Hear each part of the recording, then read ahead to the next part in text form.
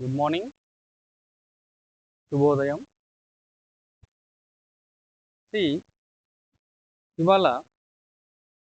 ఇవాల్టి క్లాస్లో మనము సెకండ్ ఇయర్లో ద్వితీయ సంవత్సరం సంబంధించిన ద్రావణాలు అధ్యయనాన్ని చదవబోతున్నాం. ఈ అధ్యయనంలో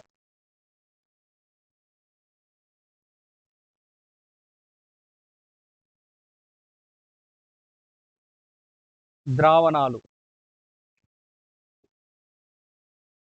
ముందుగా అసలు ద్రావణం కంటే ముందు దాంట్లో ఉండే బేసిక్ ఇన్ఫర్మేషన్ చదువుకున్నాం. తర్వాత మనం ఇన్నర్ టాపిక్లోకి వెళ్తాం. ఇక్కడ మన నిజ జీవితంలో ప్రతిరోజు దైనందిన కార్యక్రమంలో మనం చూస్తున్న గమనంలో స్వచ్ఛమైన పదార్థాలు చూస్తున్నాం. స్వచ్ఛమైన పదార్థం నీరు తీసుకుంటాం. నీరు స్వచ్ఛమైన పదార్థం. ఉప్పు స్వచ్ఛమైన పదార్థం. అలానే షుగర్, చక్కెర స్వచ్ఛమైన పదార్థం. ఇవి ఒక్కొక్కటిగా మనం తీసుకుంటూ గమనిస్తే ఇవన్నీ స్వచ్ఛమైన పదార్థాలు. ఎప్పుడైతే మనం ఈ స్వచ్ఛమైన పదార్థాలను 1కి 2, 2కు 3 కలుపుతామో, ఈ కలిపినప్పుడు ఈ సంకలనంలో వచ్చే కొత్త పదార్థాన్నే ద్రావణం అంటారు. ఈ కొత్త పదార్థం ఎలా ఉండాలి? సపోజ్ ఫర్ ఎగ్జాంపుల్ ఇసుక తీసుకున్నాం. ఇసుక నీటిలో వేసాం, అది బాటంకి చేరిపోతుంది, ఒక కుప్పలాగా తయారవుతుంది. దాన్ని మనం ఈజీగా ఫిల్టర్ చేయొచ్చు. అలానే చక్కెర నీటిలో వేసాం, షుగర్. ఈ షుగర్ని నీళ్ళలో వేసినప్పుడు ఏమవుతుంది? అది డిజాల్వ్ అవుతుంది. డిజాల్వ్ అయి సజాతీయ ద్రావణంగా ఏర్పడుతుంది. ఇందాక మనం చెప్పిన ఇసుక నీటిలో వేసినప్పుడు ద్రావణం ఏర్పడుతుంది, కానీ ఆ ద్రావణంలో మనము ఆ ఇసుకని నీటిని వేరుగా ఈజీగా చేయొచ్చు. అదే చక్కెరని ద్రావణంలో వేసినప్పుడు లేదా గ్లూకోజ్ని ద్రావణంలో వేసినప్పుడు అది దాంట్లో సంకలనం చెంది ఒక సజాతీయ మిశ్రమం ఏర్పడుతుంది. దాన్ని ద్రావణం అంటాం. అంటే సజాతీయ మిశ్రమాన్ని ద్రావణంగా మనం తీసుకోవచ్చు. ఏదైనా కానివ్వండి, అది ద్రవ రూపంలో ఉండొచ్చు, ఘన రూపంలో ఉండొచ్చు, వాయు రూపంలో ఉండొచ్చు. ఏదైనా రూపంలో భౌతిక స్థితి ఏదైనా పర్లేదు, కానీ 2 కానీ అంతకంటే ఎక్కువ అనుఘటకాల సజాతీయ మిశ్రమాన్ని ద్రావణం అంటాము. అనుఘటకాల సజాతీయ మిశ్రమాన్ని ద్రావణం అంటాం. ఈ అధ్యాయంలో మనము వివిధ రకాల ద్రావణాలు, వాటి గాఢతలు, అనుఘటకాల స్థితులు గురించి చదువుతాం. ద్రావణాల రకాలు చూద్దాం. ఫస్ట్ ఒకటి చెప్తాను, మరోసారి చెప్తాను స్టేట్మెంట్. సజాతీయ మిశ్రమం 2 లేదా అంతకంటే అనుఘటకాల సజాతీయ మిశ్రమాన్ని ద్రావణం అంటారు. ఈ ద్రావణాలు మన నిజ జీవితంలో చూస్తున్నాం. చక్కెర వాటర్ వేసాం, ద్రావణం అంటే దాని డిజాల్వ్ అయిన తర్వాత ఏర్పడేది ద్రావణం. సాల్ట్, ఉప్పు నీటిలో వేసినప్పుడు వచ్చింది మళ్ళీ ద్రావణం. అది కూడా సజాతీయ మిశ్రమం. సజాతీయ మిశ్రమం అంటే ఏంటి? సజాతీయ మిశ్రమం అంటే వెరీ సింపుల్గా నేను ఎక్స్ప్లెయిన్ చేస్తున్నాను. ఒక బీకర్ తీసుకున్నాను, ఒక బీకర్లో 1 లీటర్ వాటర్ తీసుకున్నాను, నీళ్ళు తీసుకున్నాను 1 లీటర్.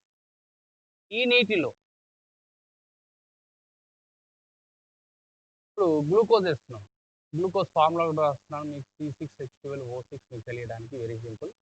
దీన్ని ఈ నీటిలో వేయగా అది కరిగింది, మనకు కనబడదు, డిజపియర్ అయిపోతుంది, కనబడకుండా ఒక ద్రావణం తయారైంది. ఇప్పుడు సజాతీయ మిశ్రమం అంటే ఏంటిది? ఈ ద్రావణంలో ఈ భాగాన్ని తీసి రుచి చూద్దాం. ఎలా ఉంటుంది? తీయగా ఉంటుంది. అలానే ఈ భాగాన్ని తీసి రుచి చూద్దాం. ఏ భాగమైనా తీసి రుచి చూడండి, అన్నీ తీయగానే ఉంటాయి. సో దీన్నే సజాతీయ మిశ్రమం అంటారు. ఇలాంటి మిశ్రమాన్ని ద్రావణం అంటారు. అలా కాకుండా ఉప్పు వేసి తీసుకుంటే సేమ్ ఒక తొలి బీకర్ తీసుకుందాం. ఈ బీకర్‌లో నీరు తీసుకున్నాను. దాంట్లో ఒక 50 గ్రాములు లేదా 100 గ్రాములు ఉప్పేసాను. ఉప్పు ఫార్ములా కూడా రాస్తున్నాను, సోడియం క్లోరైడ్ NaCl. మనం ఇంట్లో ప్రతిరోజు తినే ఉప్పు ఫార్ములా ఇది. దీనిలో ఇప్పుడు ఉప్పు కరిగింది. ఉప్పు కరిగి ఏమవుతుందంటే, కరిగిన తర్వాత ఉప్పుని కరగబెట్టిన తర్వాత టేస్ట్ చూస్తే ఉప్పగా ఉంటుంది. ఏ భాగాన్ని టేస్ట్ చూసినా ఉప్పగా ఉంటుంది. ఇలాంటి ద్రావణాలనే సజాతీయ ద్రావణాలంటారు. అదే ఇంకో వాటర్ తీసుకుంటున్నాను. దీంట్లో ఈ నీటిలో 1 లీటర్ వాటర్ తీసుకున్నాను. దీంట్లో క్యాంఫర్ ఏస్తున్నాను. ఆర్తి కర్పూరం. క్యాంఫర్ అంటే ఆర్తి కర్పూరం. క్యాంఫర్. ఆర్తి కర్పూరం. వేసిన తర్వాత మనం చూస్తే అది అలానే ఉండిపోతుంది, కరగదు. కరగకుండా అలానే ఉండిపోతుంది. దీన్ని విజాతీయ ద్రావణం అంటాం. విజాతీయ ద్రావణం అనడానికి కూడా లేదు. విజాతీయ మిశ్రమం అంటాం. విజాతీయ మిశ్రమం. ఎందుకంటే ఈ పోర్షన్‌లో బట్టి నీళ్లు మాత్రమే ఉంటాయి. పైన పోర్షన్‌లో మనకు ఈ క్యాంఫర్ మరియు నీళ్లు కలిపిన మిశ్రమం వస్తుంది. సో, దీన్ని విజాతీయ మిశ్రమం అంటాం. ఇంకో ఎగ్జాంపుల్ ఉదాహరణ చేసుకుంటే నీరు తీసుకున్నాము. ఆ నీటిలో ఇసుక sand, silicon dioxide, formula of sand is silicon dioxide SiO2 తీసుకున్నాను. ఇక్కడ తీసుకోవడం వల్ల ఏమవుతుందంటే, ఇక్కడ ఒక కుప్ప ఏర్పడుతుంది. ఇసుక కుప్ప. దిబ్బ. చిన్న దిబ్బ ఏర్పడుతుంది. ఇసుక దిబ్బ అంటాం. లేదా కుప్ప. ఇప్పుడు దీన్ని ఫిల్టర్ పేపర్ యూజ్ చేసి కూడా, లేకుంటే మన ఇంట్లో వాడే చాయ్ చన్నీ యూజ్ చేసి కూడా దీన్ని సెపరేట్ చేయొచ్చు. ఇది మిశ్రమం. విజాతీయ మిశ్రమం.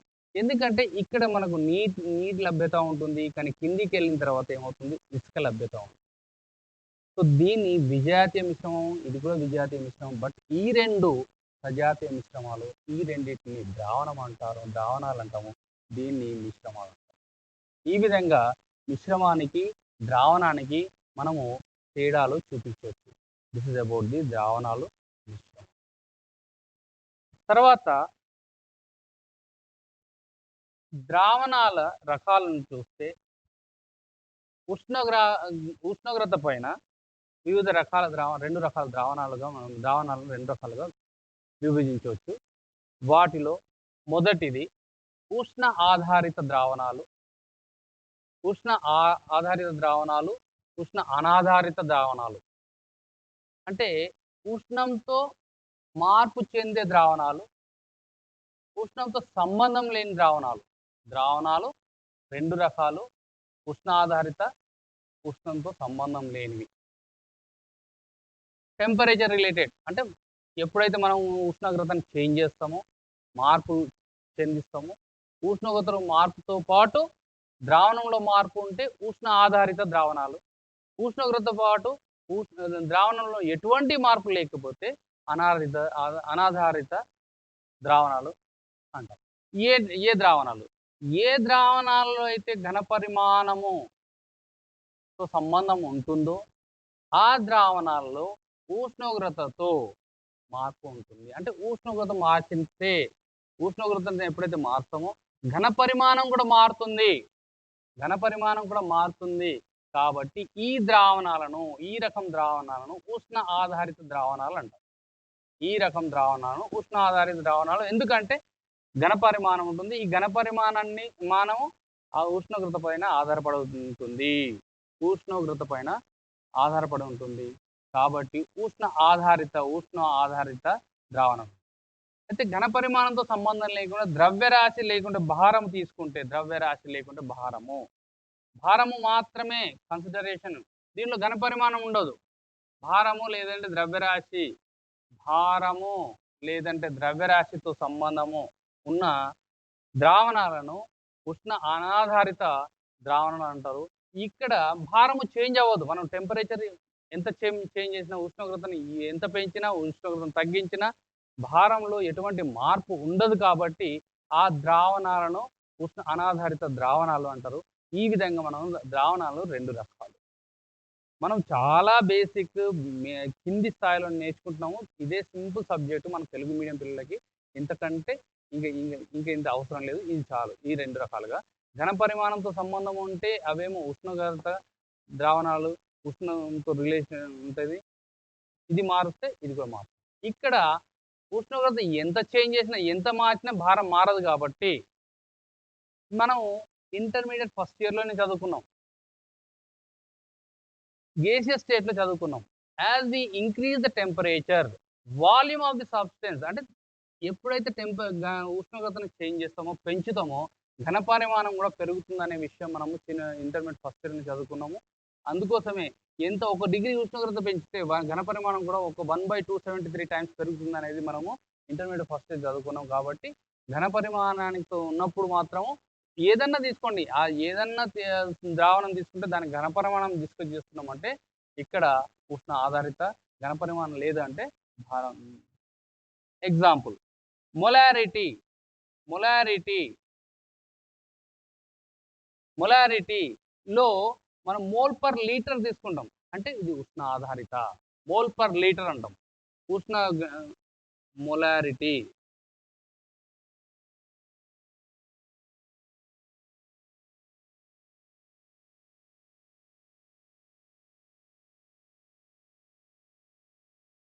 నంబర్ ఆఫ్ మోల్ భాగము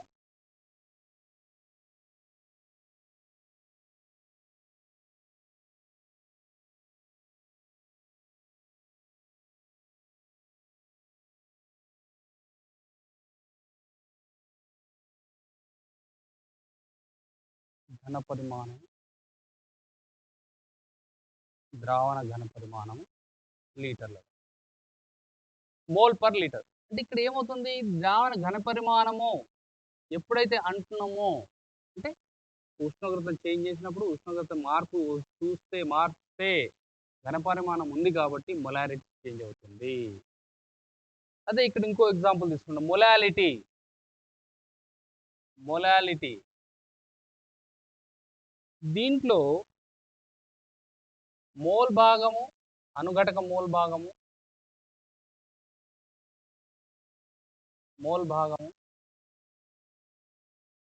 ద్రావణ భారము. అంటే ఇక్కడ ఏం తీసుకున్నాము? భారం తీసుకున్నాం. ద్రావణం యొక్క భారం తీసుకున్నాం. మనకు ఘన పరిమాణంతో సంబంధం లేదు. కాబట్టి దీంట్లో భారంతో రిలేషన్ ఉంది కాబట్టి మనకు టెంపరేచర్‌తో చేంజ్ అవ్వదు. ఉష్ణోగ్రత మార్పుతో ఎటువంటి మార్పు మనము చూడలేము. ద్రావణంలో ఎటువంటి మార్పు చూడలేము. మొలాలిటీ చేంజ్ అవ్వదు.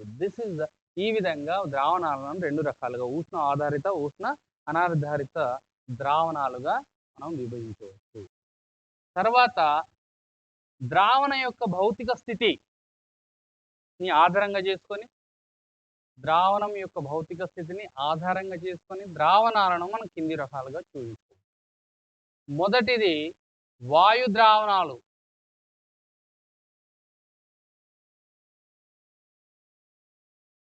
వాయు ద్రావణాలలో ద్రావణి అయితే ద్రావణాలు అనగానే మనం గుర్తు చేసుకోవాలి. ఇప్పుడు 2 అనుఘటకాలు ఉన్నాయి.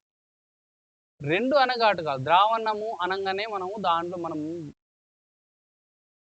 ద్వి అనుఘటక ద్రావణాల గురించి చదువుకుంటాము. ఎందుకంటే మనకు సిలబస్ ప్రకారం ద్వి అనుఘటక ద్రావణాలు మాత్రమే ఉన్నాయి. వాటి గురించి మాత్రమే చదువుకుంటాము. సో ద్వి అనుఘటక ద్రావణాల గురించి చదివేటప్పుడు ఒకటి ద్రావితము, రెండవది ద్రావణి. ఏది ద్రావితం అనేది ఎలా చెప్తామంటే, పరిమాణంలో ఏదైతే తక్కువగా ఉంటుందో అది ద్రావితం, ఏదైతే ఎక్కువ మోతాదులో ఉంటుందో అది ద్రావణి. అంటే ద్రావితము మరియు ద్రావణాల ద్రావణి మిశ్రమమే ద్రావితం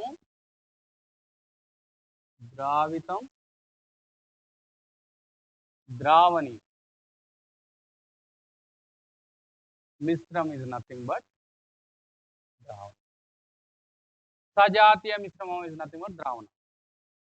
సో ఇక్కడ ద్రావణి భౌతిక స్థితి ఏదైతే ఉంటుందో ద్రావణం భౌతిక స్థితి కూడా అదే.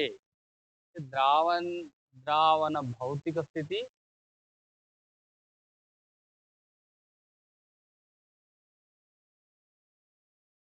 ఆధారంగా చేసి ద్రావణ భౌతిక స్థితిని ఆధారంగా చేసుకొని ద్రావణాలు మేజర్గా 3 రకాలు. ఒకటి వాయు ద్రావణాలు.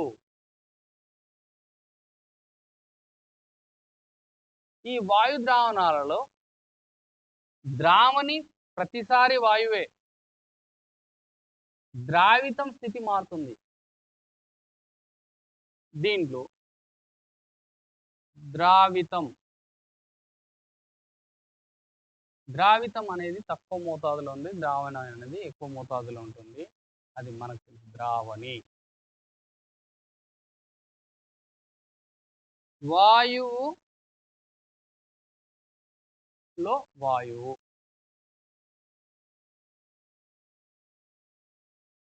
అంటే ద్రావితం వాయువే, ద్రావణి వాయువే. వచ్చిన ద్రావణం కూడా వాయువే. ఉదాహరణకు అంటే ద్రావణం స్థితి భౌతిక స్థితి, ఇది ద్రావణం భౌతిక స్థితి.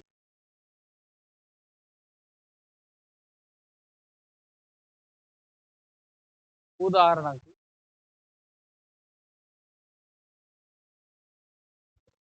నైట్రోజన్ మరియు ఆక్సిజన్ల మిశ్రమం.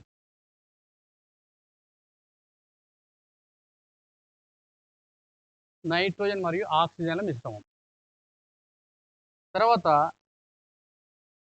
ద్రవం, వాయువు, వాయువు స్థితి, క్లోరోఫామ్ నైట్రోజన్లో, క్లోరోఫామ్ మరియు నైట్రోజన్ల మిశ్రమం. ఉదాహరణకు క్లోరోఫామ్ మరియు నైట్రోజన్ల మిశ్రమము. తర్వాత ఘనము, ద్రావణి వచ్చేసి వాయువు, భౌతిక స్థితి ద్రావణం యొక్క భౌతిక స్థితి వచ్చి మరియు వాయువు. ఎగ్జాంపుల్ దీంట్లో క్యాంఫర్,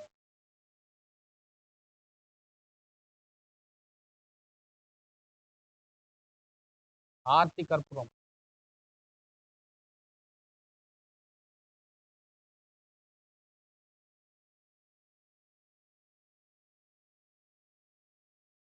వాయువు. ఇది వాయు ద్రావణాలు. నెక్స్ట్ ద్రవ ద్రావణాలు.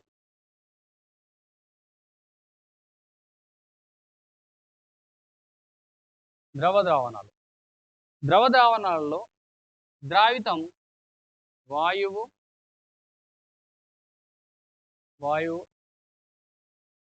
ద్రావణి మాత్రం ద్రవం.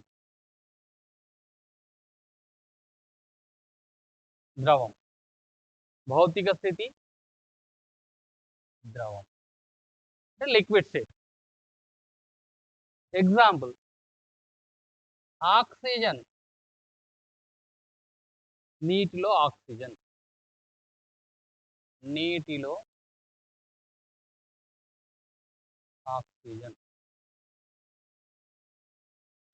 ఆక్సిజన్. అలానే కోకా-కోలా, థమ్స్ అప్ ఇవన్నీ మనం ఎగ్జాంపుల్గా తీసుకోవచ్చు.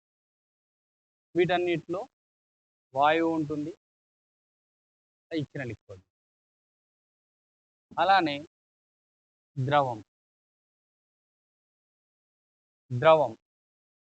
ఇది కూడా ద్రవమే. భౌతిక స్థితి ద్రావణం, ఈ ద్రవం చాలా తీసుకోవచ్చు. పెట్రోల్ ఇన్ డీజిల్,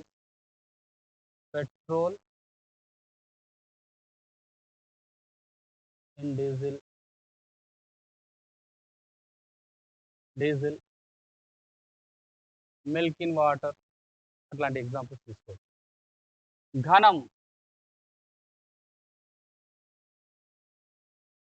ఘనం ఇది ద్రవం. తర్వాత స్థితి ద్రవం. గ్లూకోజ్ వాటర్ తెలిసింది, very well known. Glucose water నీటిలో గ్లూకోజ్, నీటిలో గ్లూకోజ్. అలానే మూడో రకం ఘన ద్రావణాలు.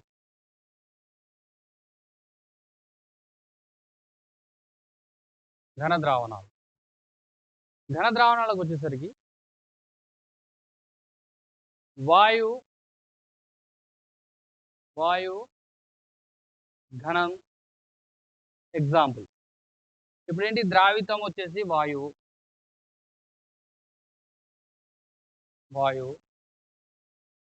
ఈ వాయువు ద్రావణీయము ఘనం.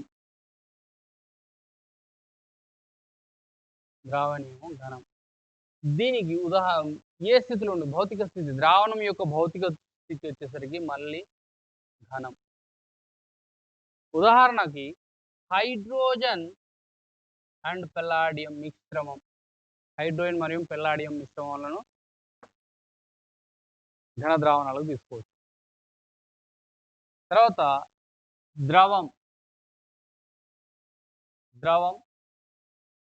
ద్రావణి భౌతిక స్థితి ఘనం. అగైన్ ద్రావణం భౌతిక స్థితి ఘనం. ఉదాహరణకి అమాల్గం అంటే mercury, Hg and sodium amalgam అంటాం దీన్ని. మెర్క్యూరీతో ఏ ఒక రకమైన మెటల్ కలిసిన దాన్ని అమాల్గం అంటాం. లోహం మెర్క్యూరీ అమాల్గం, లోహ అమాల్గం. చివరిగా ఇక్కడ ద్రావితం కూడా ఘనమే, ద్రావణి కూడా ఘనమే. భౌతిక స్థితి ద్రావణం యొక్క భౌతిక స్థితి కూడా ఘనమే. మనం కాపర్లో బంగారంలో కాపర్, ఆర్నమెంట్ గోల్డ్. మన స్త్రీలు ఏదైతే ఆభరణాలు వాడతారో ఆ ఎగ్జాంపుల్గా మనం చెప్పొచ్చు దీన్ని. దీంట్లో మనకు ఉన్నది ఏంటంటే metal alloys. Metals we can take an example. Zinc, copper and mixture of copper and zinc, copper and gold etcetera. ఇవి వివిధ రకాలైన ద్రావణాలు. ద్రావణ భౌతిక స్థితిని ఆధారంగా చేసుకుని మొత్తంగా 9 రకాల ద్రావణాలు కలవు. ఒక్కొక్క దాని గురించి ఎగ్జాంపుల్తో సహా. ఇది మనకి ఇంపార్టెంట్ కాకపోయినా, examination point of view, intermediate examination point of view important కాకపోయినా మనకి సబ్జెక్ట్ తెలియాలి. అందుకోసం ఇంత ఇలాబరేట్గా వీఆర్ డిస్కస్ చెప్పుకుంటున్నాం. ఇది ద్రావణాల భౌతిక స్థితి పైన వివిధ రకాల ద్రావణాలు.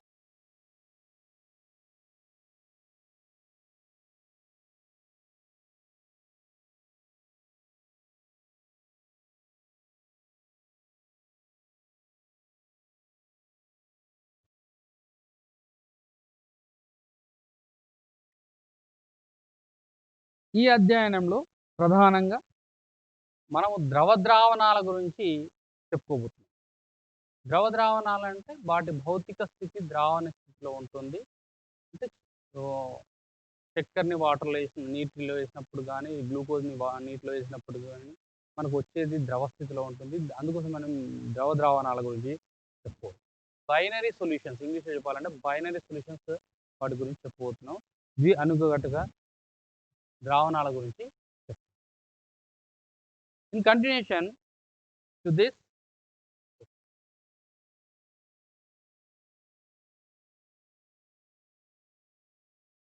మనకు బిగినింగ్ ద్రావణాల రకాలను భౌతిక స్థితి మీద ఆధారపడి ద్రావణాల రకాలు. అంతకుముందు ఉష్ణోగ్రత ఆధారంతో 2 రకాల ద్రావణాల గురించి నేర్చుకున్నాం. ఇప్పుడు గాఢతను ఆధారంగా తీసుకొని, ద్రావణాల యొక్క గాఢతను ఆధారంగా చేసుకొని వివిధ రకాలుగా పరిమాణాత్మక మరియు అనేక పరిమాణాత్మకంగా వివరిస్తూ దానికి అనేక రకాలుగా విభిన్న రకాలుగా గాఢతలను మనం చూద్దాం. వీటిలో మొదటిది ద్రవ్యరాశి శాతం. ద్రవ్యరాశి శాతం.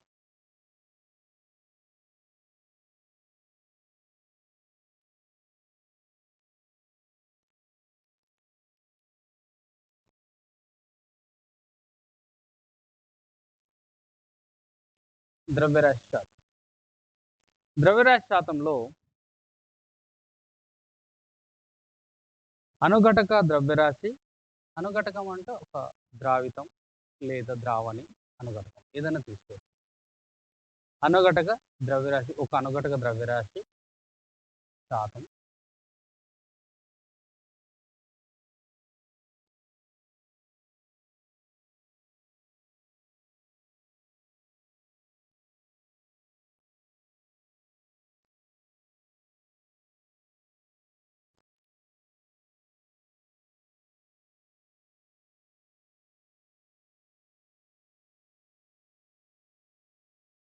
అనుఘటక ద్రవ్యరాశి బై మొత్తం ద్రావణ ద్రవ్యరాశి into 100. ఫర్ ఎగ్జాంపుల్ 10%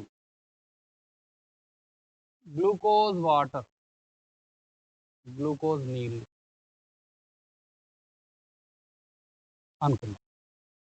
ఈ 10% గ్లూకోజ్ నీళ్ళు అంటే ఇచ్చిన ద్రవ్య అంటే 100 గ్రాముల 100 గ్రాముల ద్రావణంలో 10 గ్రాముల గ్లూకోజ్ ఉంది అన్నది. 10 గ్రాముల గ్లూకోజ్ ఉంది. ఫర్ ఎగ్జాంపుల్ 10% గ్లూకోజ్ నీళ్ళు అన్నది. ఈ 10% గ్లూకోజ్ నీళ్ళు అంటే దీని ప్రకారం ద్రవ్యరాశి ప్రకారం ఇది గ్లూకోజ్ అనేది ఒక అనుఘటకం, దాని ద్రవ్యరాశి శాతం అనేది 10%. దీని ప్రకారం ఎంతలో ఉంది మనకు 100 గ్రాములు మొత్తం ద్రావణం తీసుకుంటే, మొత్తం ద్రావణం 100 గ్రాములు తీసుకుంటే దానిలో 10 గ్రాముల గ్లూకోజ్ ఉంది. దాన్నే ద్రవ్యరాశి శాతం. గాఢతను లెక్కించడానికి ఇది ఒక పద్ధతి. మనకు ఎప్పుడైతే ద్రవ్యరాశులు మాత్రమే ఉన్నాయి, దాంట్లో ద్రవ్యరాశి శాతం ఎంత అంటే ఒక అనుఘటక ద్రవ్యరాశి బై మొత్తం అనుఘటక ద్రావణం యొక్క ద్రవ్యరాశి ఇంటూ 100 చేస్తే మనకు వచ్చేది ద్రవ్యరాశి శాతం. అలానే ఘన పరిమాణ శాతం,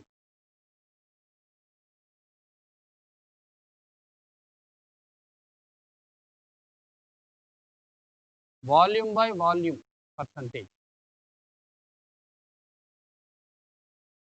వాల్యూమ్ బై వాల్యూమ్ పర్సంటేజ్. దీన్ని ఎలా ఏ విధంగా లెక్క కడతారు? దీన్ని అనుఘటక ఘన పరిమాణం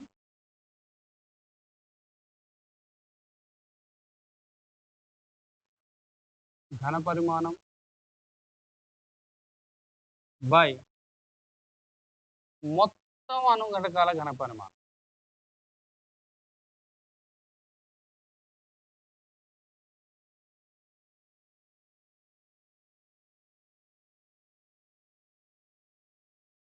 ఇంటూ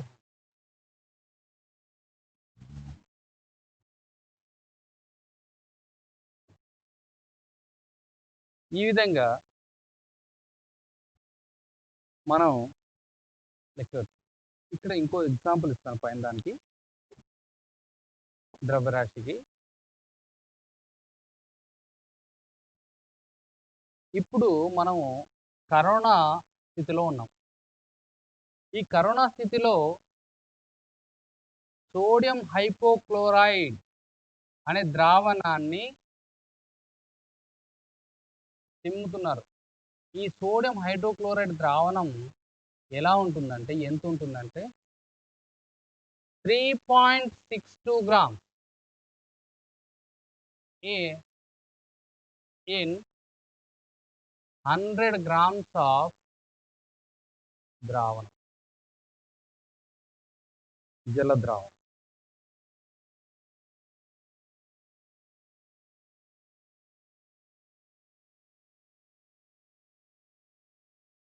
దీని ఉద్దేశం ఏంటంటే మనకు ఈ కరోనా వైరస్ని అరికట్టడానికి సోడియం హైపోక్లోరైడ్ ద్రావణాన్ని చిమ్ముతున్నారు. దీంట్లో ఈ చిమ్ముతున్నప్పుడు దాంట్లో ఎంత ఉంటుంది? ఆ చిమ్మి దాంట్లో 100 grams ఆఫ్ వాటర్ తీసుకుంటే దాంట్లో 3.62 గ్రాముల సోడియం హైపోక్లోరైడ్ ఉంటుంది. అంతకు మించి ఉండడానికి లేదు. ఉంటే ఏమవుతుందంటే వేరే డిసడ్వాంటేజెస్ ఉంటాయి. దానికి మన సంబంధం. సో ఇది ఇంకో ఎగ్జాంపుల్, మన లైవ్లీ ఎగ్జాంపుల్. ఇది ఒక ఎగ్జాంపుల్ తెలిసింది. అంటే దీని పర్సంటేజ్ తీసుకుంటే ఎంత అవుతుంది? 3.62%. అంటే 3.62% ఆఫ్ సోడియం హైపోక్లోరైడ్ ద్రావణాన్ని ఇప్పుడు కరోనాని అరికట్టడానికి చిమ్ముతున్నారు. అది మనకు తెలిసిన రెగ్యులర్. అది ఘనపరిమాణ శాతం. ఇప్పుడు 10% ఇథైల్ ఆల్కహాల్,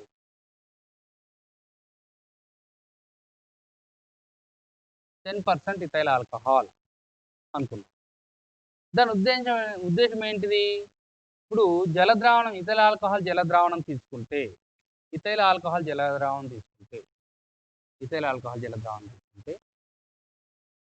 మొత్తం 100 ml ద్రావణం తీసుకోవాలి, జలద్రావణం. చూడండి, ఇందాక దీని గ్రాములలో లెక్క పెట్టాం, ఎందుకంటే ద్రవ్యరాశి తీసుకుంటున్నాం. ఇక్కడ ఎంఎల్ లెక్క కడుతున్నాము లేదా క్యూబిక్ సెంటీమీటర్ లెక్క కడతాం. దీన్ని 100 ml తీసుకున్నాము. ఇక్కడేమో మనం ఆల్కహాల్ ఘనపరిమాణం కూడా ఎంఎల్లో చెప్పాలి. ఎంతోది? 10 ml ethyl alcohol. 10 ml ethyl alcohol. అంటే వాట్ డస్ ఇట్ మీన్?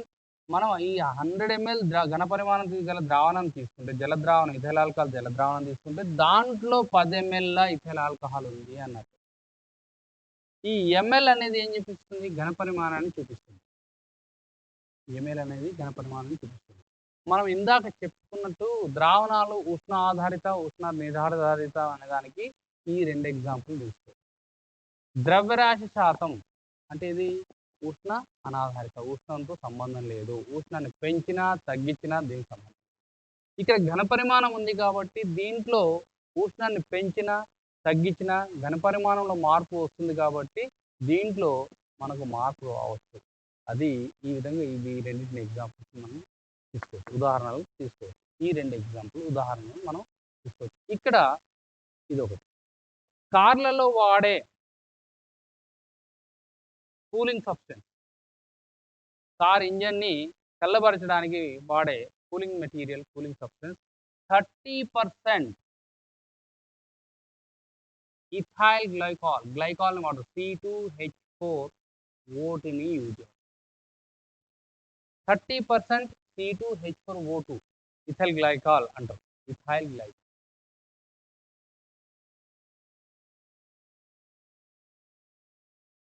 ఇది యూజ్ చేయడం వల్ల ఏమవుతుందంటే ఇంజన్ వేడెక్కకుండా ఉష్ణాన్ని తగ్గించడానికి పనిచేస్తుంది. సో ఇది ఒక లైవ్లీ ఎగ్జాంపుల్. మనకు రెగ్యులర్ జీవితాల్లో చూసారంటే మనం కార్ కొనుక్కున్నప్పుడు, కార్ తిరుగుతున్నప్పుడు ఇది వాడుతున్నాము, మనకు తెలియకుండానే ఇది వాడతాము. సో ఇది ఒక ఉదాహరణగా తీసుకోవచ్చు. ద్రవ్యరాశి శాతం, తర్వాత ఘనపరిమాణ శాతం, ఈ విధంగా మనం. తర్వాత ద్రవ్యరాశి ఘనపరిమాణ శాతం. ద్రవ్యరాశి ఘనపరిమాణ శాతం.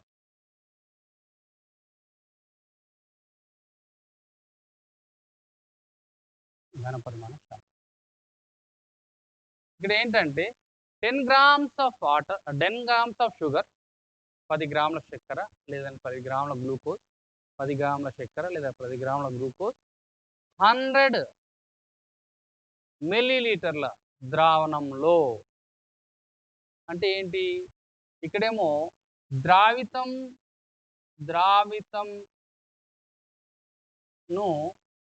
గ్రాములలో, ద్రావణంను మిల్లీలీటర్‌లో లేదా లీటర్‌లో చూపిస్తాం. మిల్లీలీటర్ లేదా లీటర్. ద్రావణం కొలమానమేమో మిల్లీలీటర్‌లో ఉంది. ఇదేమో గ్రాములలో ఉంది. సో, ఈ విధంగా ద్రవ్యరాశి ఘనపరిమాణాన్ని యూజ్ చేసి మనం లెక్కగలుగుతాం. ఇదొక ఎగ్జాంపుల్ ఉదాహరణ. గాఢతను లెక్కించడానికి ఇదో పద్ధతి. తర్వాత పార్ట్స్ పర్ మిలియన్. అంటే ఎప్పుడైతే అతి తక్కువ శాతంలో అతి తక్కువగా ద్రావితం కరిగి ఉన్నప్పుడు సముద్రపు నీరు తీసుకుందాం. సముద్రపు నీటిలో ఆక్సిజన్ కంటెంట్ చాలా తక్కువ ఉంటుంది. అలానే ఏ ఏ నీటిని తీసుకున్నా దాంట్లో ఆక్సిజన్ ఉంటుంది. ఈ ఆక్సిజన్‌ని కాలిక్యులేట్ చేయడానికి ఎంత ఆక్సిజన్ ఉందని కాలిక్యులేట్ చేయడానికి మనము పార్ట్స్ పర్ మిలియన్ పీపీఎం అనే గాఢత పద్ధతిని యూజ్ చేస్తాం. దీంట్లో అనుఘటక పీపీఎం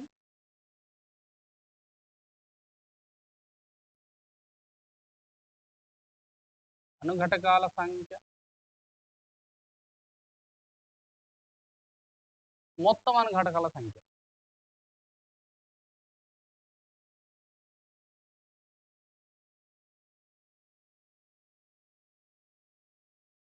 ఇంటూ 10⁶. ఇంతవరకు మనం ఇలాంటివి చూడలేదు. ఇది పార్ట్స్ పర్ మిలియన్.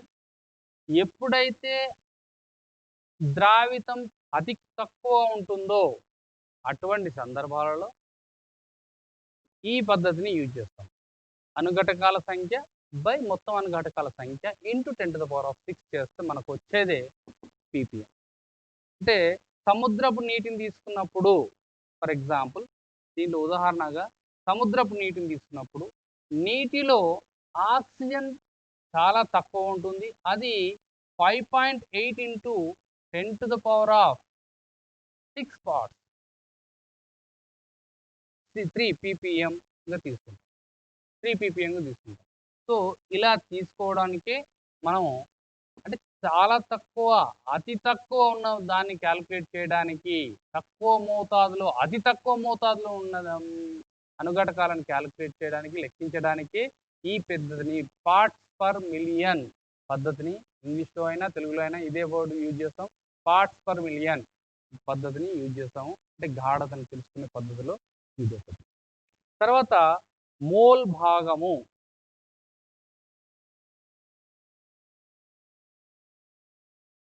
మోల్ భాగం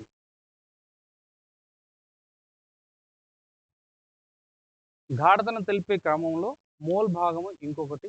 ఇక్కడ మోల్ భాగం అనగానే గుర్తుపెట్టుకోవాల్సిన విషయం ఏంటంటే ratio. It is the kind of ratio. Mole యొక్క భాగం. ఒక అనుఘటకం మోల్ భాగము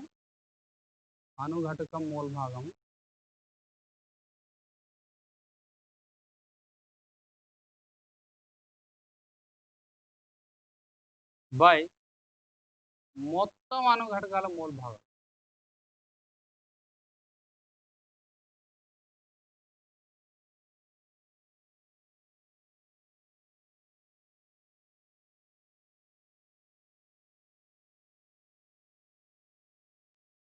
మోల్ భాగాన్ని ఎక్స్ అనే అక్షరంతో చూస్తాం.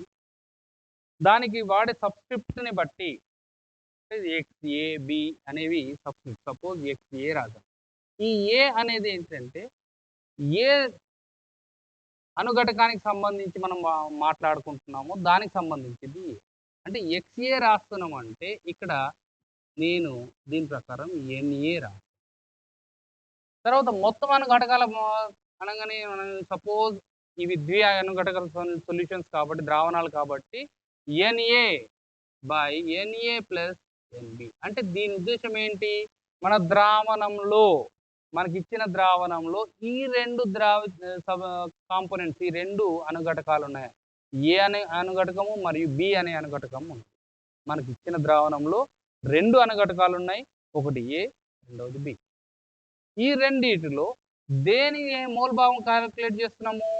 దీని ఏ యొక్క మోల్ భాగాన్ని క్యాలిక్యులేట్ చేస్తున్నాం. ఆ ఏ యొక్క మోల్ భాగాన్ని ఎలా క్యాలిక్యులేట్ చేస్తాం? ఏ విధంగా లెక్కిస్తామంటే X A is equal to N A by N A plus N B. మరి ఎన్ఏ అంటే ఏంటిది? Number of moles. మోల్ సంఖ్య. మోల్ సంఖ్య. ఏ యొక్క మోల్ సంఖ్య. బి అంటే ఏంటిది? బి యొక్క బి అంటే బి యొక్క మోల్ సంఖ్య. ఈ రెండిటికి క్యాలిక్యులేట్ చేసి మనం లెక్కిస్తే వచ్చేదే మోల్ భాగం. అంటే మనం దేని మోల్ భాగం క్యాలిక్యులేట్ చేస్తాం? ఏ యొక్క మోల్ భాగాన్ని క్యాలిక్యులేట్ చేస్తాం. ఏ అనే అణుఘటకం యొక్క మోల్ భాగాన్ని క్యాలిక్యులేట్ చేస్తున్నాము. ఇక్కడ సపోజ్ బి మోల్ భాగాన్ని క్యాలిక్యులేట్ చేయాలి. అప్పుడు ఏం చేయాలి? XB = NB by NA plus NB. అంటే సపోజ్ బి యొక్క మోల్ భాగాన్ని లెక్కించాలి. అప్పుడు ఏం చేయాలి? XB = NB by NA plus NB. ఈ విధంగా మనము మోల్ భాగాన్ని క్యాలిక్యులేట్ చేస్తాం. ఇక్కడే ఇంకో విషయాన్ని గుర్తుపెట్టుకోవాల్సినది ఏంటంటే, సపోజ్ XA ప్లస్ XBని యాడ్ చేస్తే వీటి మొత్తము 1కి సమానము. ఇది ఎప్పుడు మారదు. ఇలా 2 కాకుండా అంతకంటే ఎక్కువ అణుఘటకాలు ఉన్నాయి అనుకుందాం. అప్పుడు ఏం చేస్తాము? నంబర్ ఆఫ్ అణుఘటకాలు ఉన్నాయి అనుకుందాం. అప్పుడు ఏం చేస్తాము? NA plus NB plus NC so on NI వీటి తీసుకుంటే ఏమంటాం అంటే E ఆఫ్ NI అంటాం. Epsilon naught. సో దీన్ని ఎలా క్యాలిక్యులేట్ చేస్తాం? సపోజ్ XI దీని మోల్ భాగం కావాలా, which is equal to NI by NA plus NB plus NC plus so on NI. దాన్నే ఇంకో మాదిరిగా మనం రాయాలంటే NI by epsilon naught NI is the simple method. So వీటి మొత్తం x1 నుండి XA plus XB plus XI is nothing but పైన చెప్పిందే ఇక్కడ చెప్పింది. అంటే మనకు ద్వ్యనుఘటక ద్రావణాలు ఉంటే మాత్రము ఈ రెండే తీసుకుంటాం, XA ప్లస్ XB.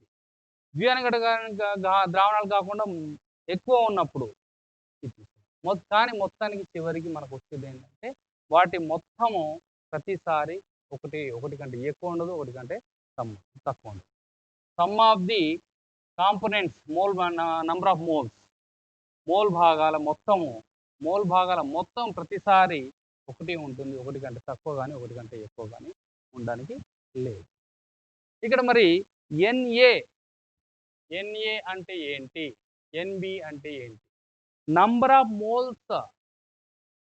ఒక అణుఘటకం యొక్క మోల్లు. ఏ అనే కాంపోనెంట్ అణుఘటకం ఏ అనే అణుఘటకం యొక్క నంబర్ ఆఫ్ మోల్స్, బి అనే అణుఘటకం యొక్క నంబర్. సో వీటిని ఎలా క్యాలిక్యులేట్ చేస్తుంది? వీటిని ఎలా లెక్కిస్తాం? N ఆఫ్ A అనుకుందాం. సపోజ్ NA క్యాలిక్యులేట్ చేయాలి. NA is equal to weight, భారము, అణుఘటక భారము. అది ద్రావితం కావచ్చు, ద్రావణి కావచ్చు. ద్రావణి కావచ్చు. ఏ అనేది ద్రావితం కావచ్చు, ద్రావణి కావచ్చు. దాని యొక్క భారము, ఏ యొక్క భారము బై ఏ యొక్క అనుభారం. ఏ యొక్క అనుభారం.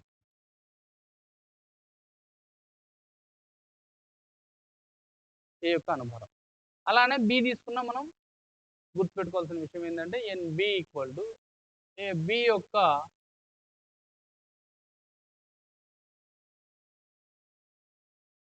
భారం, లేదంటే ద్రవ్యరాశి మనకు తెలిసిన పదాలలో వాడచ్చు, లేకుంటే వెయిట్గా you can say that weight అని కూడా వాడచ్చు. వెయిట్ అని తెలిస్తే మనకి ఇంగ్లీష్ పదాలు సైన్స్లో చాలా ఈజీగా గుర్తుపెట్టుకోగలుగుతాం. సో ఇంగ్లీష్ పదాలు వాడడం బెటర్. అయినా కానీ ఇంకోసారి weight of component A, B యొక్క భారము. బి అనేది ఏంటిది? ఒక అణుఘటకం. ఇక్కడ ఏ అనేది ఏ అణుఘటకం. అలానే బి యొక్క అనుభారం, gram molecular weight. Gram molecular weight. Gram molecular weight. ఈ విధంగా N of A, N of బిని క్యాలిక్యులేట్ చేస్తాం. ఇవి తెలిసిన వెంటనే వీటిని తీసుకెళ్ళి ఈ ఈక్వేషన్ సబ్స్టిట్యూట్ చేస్తే మనకు కావాల్సిన లెక్క వచ్చింది. సో ఈ విధంగా మనం మోల్ భాగం లెక్క వచ్చింది. తర్వాత మోల్ భాగం తర్వాత మనకు నెక్స్ట్ ఉన్నది మొలారిటీ. ఇక్కడ నుండి మనకి ఇంటర్మీడియట్కి చాలా చాలా ఇంపార్టెంట్. మోల్ భాగం నుండి ఇంటర్మీడియట్ సంబంధించిన వరకు చాలా ఇంపార్టెంట్.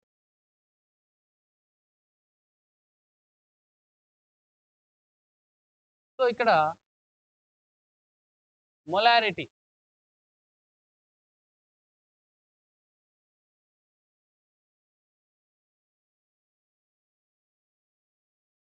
దీన్ని క్యాపిటల్ ఎంతో సూచిస్తాం. మొలారిటీ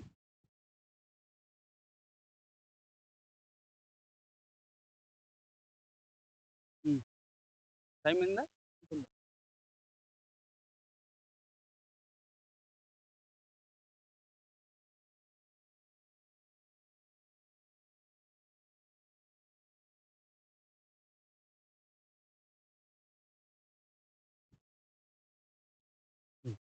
పాస్ చేసేసి స్టార్ట్ ఉందా? కంటిన్యూ. యా, కంటిన్యూషన్లో మనం ఇప్పటివరకు మోల్ భాగము వరకు చెప్పుకున్నాము. మొలారిటీ నెక్స్ట్ క్లాస్లో ఇన్ డీటెయిల్లీ చెప్పుకున్నాము. మొలారిటీ అనేది ఈ మోల్ భాగం సంబంధించిన న్యూమరికల్ సమ్స్, తర్వాత ద్రవ్యరాశి పర్సంటేజ్, ఘన పరిమాణ పర్సంటేజ్ సంబంధించిన న్యూమరికల్ సమ్స్, తర్వాత వీటికి సంబంధించిన న్యూమరికల్ సమ్స్, మొలారిటీకి సంబంధించిన న్యూమరికల్ సమ్స్ సంబంధించి నెక్స్ట్ క్లాస్లో మనం డిస్కస్ చేసుకుందాం.